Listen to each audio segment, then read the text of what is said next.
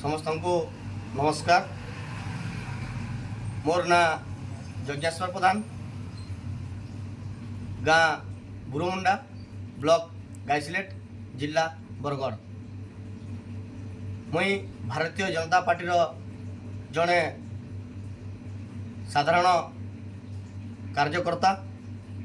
मुई भारतीय जनता पार्टी सरकार को गोटे अनुरोध करवा लगी चाहूचे। दीर्घ 25 वर्ष धरी जेन बिजु जनता दल सरकार चली से समय रे मुई अनेक थर आरटीआई रे कमिशन को पाखक